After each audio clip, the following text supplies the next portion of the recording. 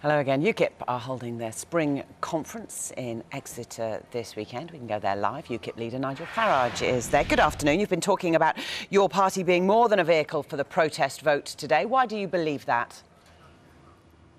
Well, you know, we've done well over the last year. If you look at the last 4 parliamentary by-elections, we've come second in 3 of them and a very good third in another. So there's been a big upsurge in support for UKIP. And what we hear from our political class is, oh, well, it's a protest vote. Just a little mid-term protest, nothing to worry about. And actually, they're wrong. You know, whilst there are some people voting for us who do want to stick 2 fingers up to the career politicians in all 3 parties, and I understand that, but most people are voting for UKIP because they see us as providing, you know, really positive policy alternatives for where this country is right now.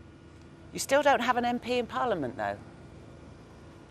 No, we don't, and it's funny because our strength is our weakness. You know, you're as likely to find a UKIP supporter in an old Labour town in the north of England as you are a Lib Dem village in Cornwall. Our support is pretty uniform across the whole country. What we don't at the moment have are real hotspots of UKIP concentration. And really, what I was saying to the conference this morning was, we've got the county council elections coming up on May the 2nd this year.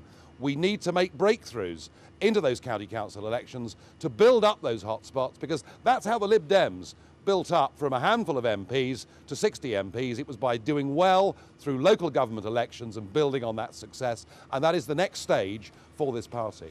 So you were on familiar territory in your speech, which we heard some of a short time ago, talking about immigration, the other party's stance on that. But you also talked about renewable energy. What's your drive on renewable energy?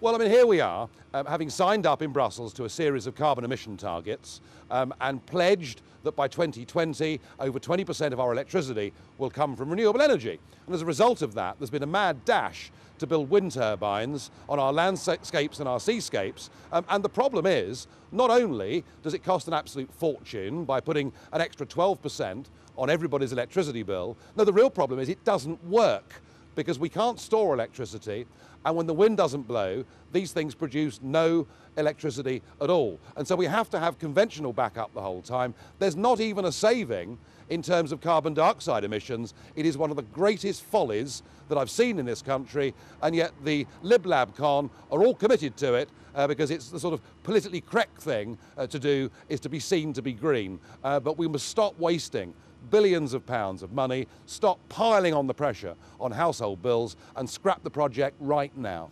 So people there at your conference, obviously UKIP supporters, UKIP members will know that you've got that message as well. But are they saying to you at your conference that actually when they're going around campaigning, when they're on people's doorsteps, it is really just immigration, it is just Europe that they want to talk about? Well, no, I mean, Eastleigh was very interesting, and I spent a lot of time supporting Diane James in Eastleigh and knocked at a lot of doors in very cold weather. And what came out again and again and again were that jobs and housing were absolutely at the top of people's concerns in Eastleigh.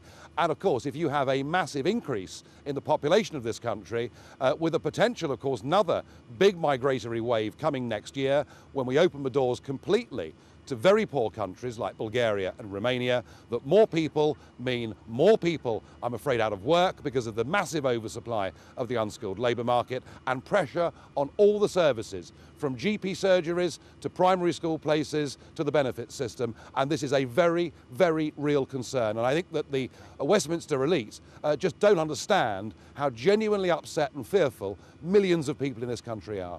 UKIP leader Nigel Farage, thank you. Thank you.